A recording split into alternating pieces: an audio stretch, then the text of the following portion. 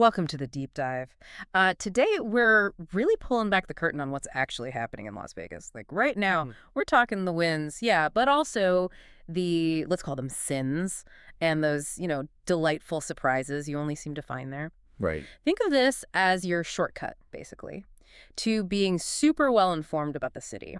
Maybe you're planning a trip. Maybe you're just curious about trends.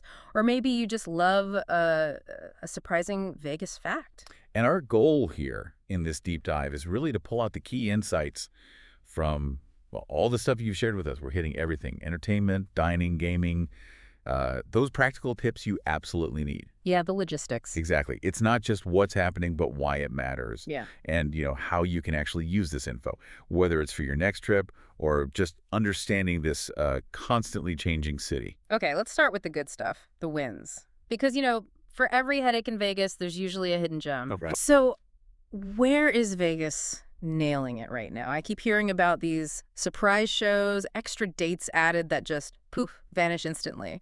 What's the real tactic for getting tickets? Is it just luck? It feels like it sometimes, but no, there's a strategy. The real move is get on the venue's SMS list. You absolutely have to. Yeah. Enable those notifications. Okay. Then, for the really hot shows, watch your phone like a hawk, maybe 90 to 120 minutes before showtime. That's when they quietly release, holds production seats, last-minute returns. It's a very specific window, kind of like hitting a timed bonus on a slot machine, Huh. Good analogy. That's a great tip. It really feels like so much of Vegas comes down to timing and these little strategic plays. It really does.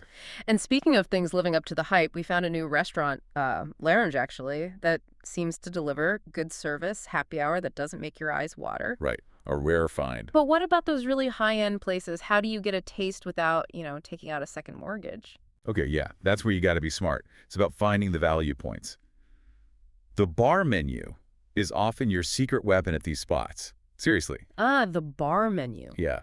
Order, say, 2 small plates, maybe 1 signature dish from the main menu if they allow at the bar. You get the chef's vibe, the quality, but without the full commitment, It's a huge value play. People want quality experiences, but maybe not the whole formal sit-down every time. That's brilliant. Okay, win number 3. Casino promos. Tier matching. Sounds like a good deal if you have status somewhere else. How do you actually make that work for you? Oh, absolutely leverage it. If you have status, bring proof. Like your physical card or a screenshot from the app, ask for a soft match. The soft match. Yeah, they'll often give you their equivalent tier, maybe temporarily, based on your status elsewhere.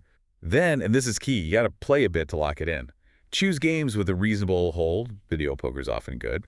Or maybe some low-edge table games. Right, show them you're actually playing. Exactly. It signals you're a player they want to keep. And a little side note, if a host comes by and offers you water, always take the water. Really?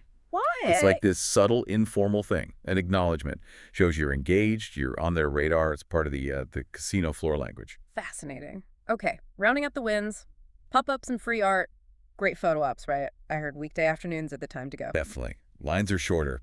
And for anyone creating content, that mid-afternoon light, the golden hour, is, well, golden for the algorithms too. Fewer people photobombing your shots. It's all about optimizing, just like Vegas itself does. Right. But, Vegas isn't always hitting home runs, is it? For every win, there can be a few. Let's call them sins, places where the city kind of drops the ball. Reality check time. Let's dive into the challenges. First up, traffic. Oh my God, the traffic. Especially construction stuff. The strip after 6 p.m., it's basically a parking lot, right?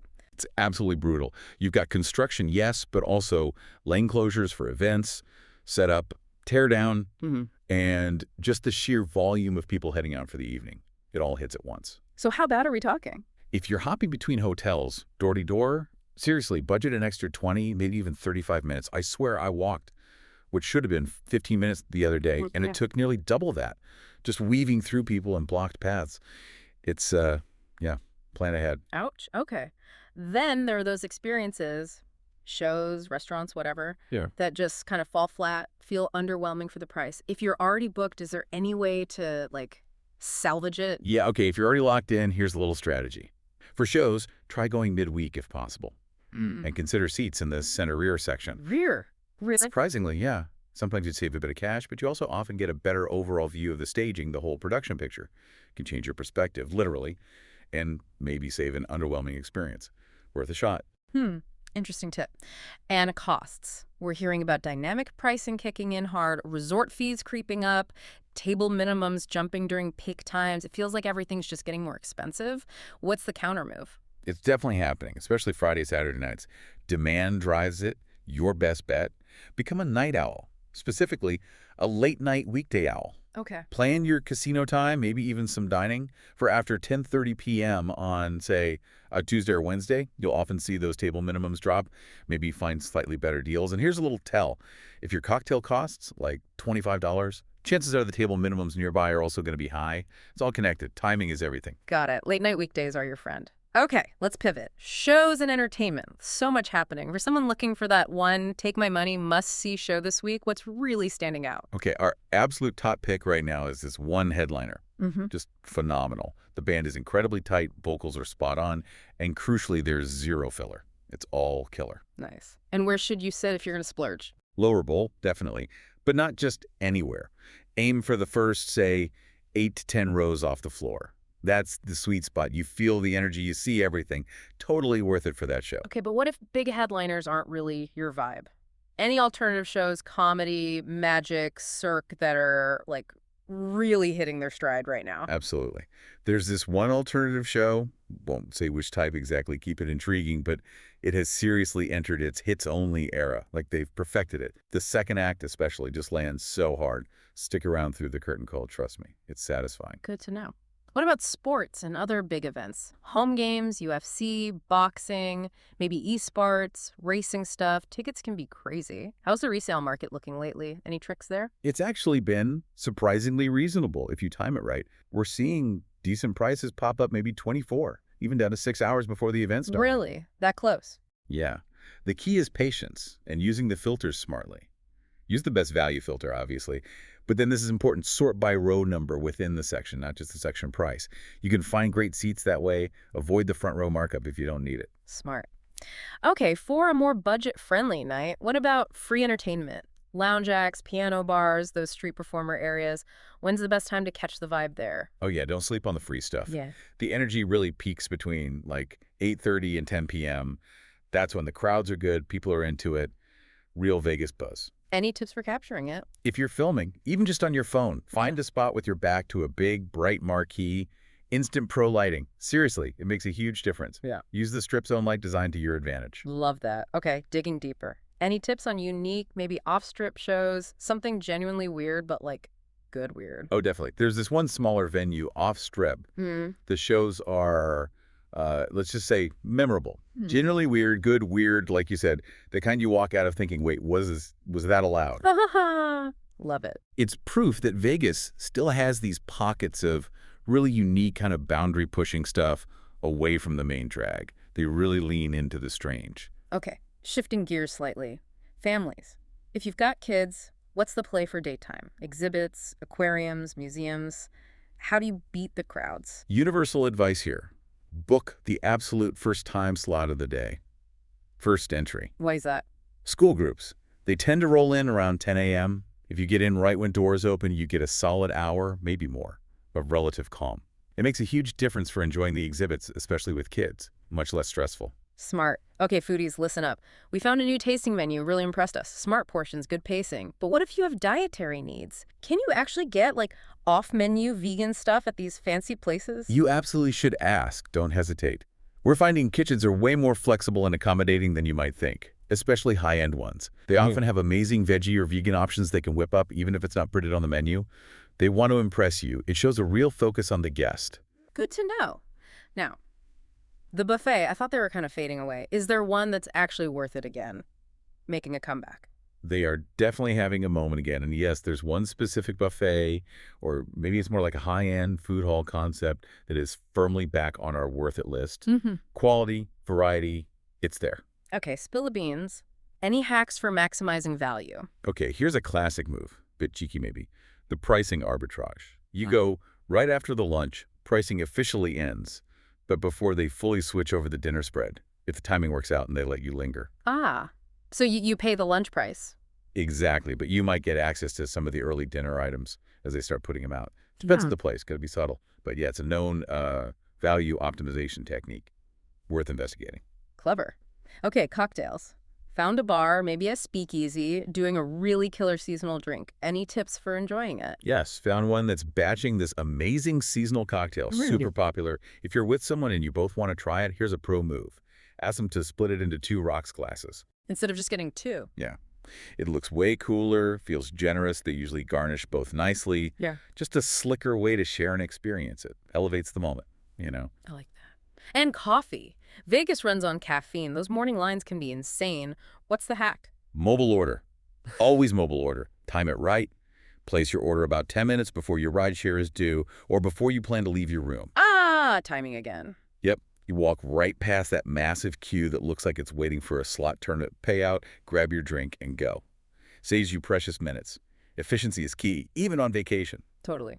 Okay, let's talk gaming. But remember, folks, edges, not advice. For blackjack newbies, what are the absolute must-know rules? Forget Lucky Charms, what actually matters. 2 things. Number 1, hunt down tables that pay 3.2 for blackjack. Avoid 6.5 like the plague. Why is 6.5 so bad? It massively increases the house edge. Seriously, it's huge over time. Think of a 6.5 table less as blackjack and more as a casinos test to see if you're paying attention to the rules that actually impact your money. Okay, 3.2 payout. What's number 2? Check if the dealer hits or stands on soft 17. It's usually printed right there on the felt. Dealer stands on soft 17 is generally better for the player. Those 2 rules, payout and soft 17, matter way more than anything else for your basic odds. Got it. 3.2, and check the soft 17 rule. What about video poker? What should people look for there? Look at the machine before you put money in. Find the pay table screen. You're ideally looking for 96 jacks or better. That means it pays 9 coins for a full house and 6 coins for a flush for a single coin bet. Or maybe not so ugly deuces wild, or a decent bonus poker version. So check the pay table first. Always. The hold percentage, basically how much the machine keeps over time, it lives right there in those payout numbers. Don't just sit down anywhere. Okay. Now for slots, maybe you're chasing a bonus, maybe you're making content. Any tips for managing that or for filming? Yeah. First, discipline. Set a firm budget for that session, and just as important, set a walkaway win number. Even if it's small, like winning back 60 or 80% of what you put in, stick to it. Good advice. For filming. Record vertically. Always. You can crop to 16.9 later if you need to, but vertical is king for social. And here's a weird observation. Machine volume. Volume. Yeah, kind of quirky, but if a machine is like really loud compared to others around it, maybe it's hitting. Or maybe it's just designed to sound exciting. It's just an observation. It doesn't mean anything statistically, but it's a thing you notice. Interesting. Okay, let's shift to practical stuff. Vegas hacks, logistics, ride shares. They surge like crazy after big shows or events, right? What's the smart play? Timing. Again, you have 2 main options to avoid peak surge. Option 1, bail a little early, like 10 minutes before the absolute finale. Beat the rush. Option 2. Wait it out. Hang back for maybe 25, 30, 35 minutes after the show lets out. That initial demand spike settles surprisingly fast. Just grab a drink nearby, let the curve flatten. Makes sense. Parking. Those casino garages are massive. Any way to save yourself some walking? Think ahead. Where are you going next after you park? Try to self-park on the side of the garage closest to that exit or connecting walkway. Sounds simple, but it can easily save you 10-15 minutes of navigating escalators and walkways. Your feet will thank you later. Good one. Okay, hydration hack. You mentioned buying water. Yeah, the buy 2 waters and CVS hack. Or Walgreens, whatever. One for right now and one for future you. Future you? Yeah, future you, maybe an hour later, walking in that dry air, possibly after a drink or 2, who will be very grateful that past you bought that extra bottle. Seriously, stay hydrated. It's crucial there. Solid advice. For content creators, again, best time to get those nice B-roll shots of the strip, the casinos. Mid-morning. Definitely. Like 9:03 to 11 a.m.-ish. Security is generally a bit more relaxed then. The big crowds haven't fully materialized, and the natural light is often really good, less harsh than midday. It's the sweet spot for getting clean shots. Okay, cool. So we actually did a quick informal street check-in, asked some visitors what surprised them most recently. Oh, nice. Yeah. Always good to hear directly from people. And just a reminder to everyone listening, send us your experiences, your hot takes, the links in the show notes. We love hearing them. Totally. Okay, so one person told us, honestly, the free lounge shows, we just stumbled into one, ended up staying for 2 hours, danced with strangers. It was like 10 out of 10. Didn't expect that level of fun for free. See? Don't underestimate the free stuff. Right. Another person said, I seriously thought buffets were dead. Like, post-pandemic, gone. They are not dead. I was actually shocked at how good the quality was at the one we tried. The comeback is real. And this one, kind of funny, kind of concerning. Someone said, okay, I saw a magician. He did something with my watch. I still don't have my watch back. And I'm still trying to figure out if that was part of the act or if I just got pickpocketed by a dude in a tux. Oh, wow. Okay. That's Vegas, I guess. Yeah. Hopefully he gets his watch back. Or maybe it'll reappear on his wrist next week. You never know. Okay, let's look ahead. Next 7 to 10 days, looks like there's a festival, maybe a holiday weekend coming up. Packed resorts, right? What's the vibe? Yeah, expect high energy. Packed. But that also means special stuff pops up, limited time menus, unique cocktails, sometimes surprise guest DJs or performers. If you love that intense buzz, it's great. And if you don't? Then maybe aim for off-strip or downtown. Still busy, still fun, but maybe dialed down from 11 to like a 9. It's about choosing the experience you want when the whole city is peaking. What about major sports or other big events scheduled? How does that impact things? It definitely concentrates crowds in specific areas, usually around the arenas or stadiums. So if you want dinner anywhere near there on game night, book it now, like right now, and add buffer time, maybe an extra 30 minutes just for travel and getting through the crowds, plan for bottlenecks. Got it. Also hearing whispers about previews for new exhibits, immersive experiences, soft opens. Are those worth seeking out? Oh, absolutely. Soft opens can be fantastic, usually fewer people, and the staff are often super eager to impress and get feedback. Pro tip. Mention you came for the soft open. Sometimes they'll give you extra attention, maybe show you something cool. It's a great way to get a more personal look before the grand opening madness. Nice. Okay, the Vegas rumor mill. Always churning. Anything interesting bubbling up? Hearing some consistent chatter, actually, from like 3 different unconnected sources, whispers about possible residency extensions for a big name, maybe a new venue opening sooner than expected, and potentially some juicy new casino promotions dropping. So what's the takeaway? Keep your notifications on. For your favorite artists, venues, casino apps, these things can happen fast. And hey, if you see a last-minute ticket drop for something amazing, text your friend group immediately. That shared chaos of scrambling for tickets, that's pure Vegas fun. Aha, shared chaos. Love it. All right, let's do some quick hits, rapid-fire tips you can use literally right now. Best time for lower table minimums. Late-night weekdays, after 10:30 p.m. That's your window. Go Plastis Coffee Fix. Mobile order, especially at those shops right next to or inside the resorts. Skip the line. Best spot for a great free view. Rooftop bar, even if you just grab one drink. Pedestrian overpass, looking down the strip, or sometimes those big hotel atriums around sunset. Magic hour light. Line skip hack for restaurants. Tell the host you're willing to split your party if needed. Smaller tables often open up faster. Quick content grab. 10-second panning shots of the big marquees, perfect for intros or establishing shots, instantly says Vegas. And the absolute worst time to call a rideshare. Immediately after the fireworks end. Saw someone's receipt. 2.3x surge. The notes section probably just said pain. Seriously, wait out that spike. Oof. Okay, that wraps up this deep dive. We hit the wins, flagged the misses, looked at the week ahead, covered a lot of ground on what's happening in Vegas right now. Yeah, it's been good. And looking ahead for future deep dives, we're actually thinking about testing a new attraction, maybe a hidden bar, but like with a sound meter, to quantify the actual vibe. Haha. Also, maybe diving into the great buffet debate. Is the carving station supreme, or is it all about the noodle bar chaos?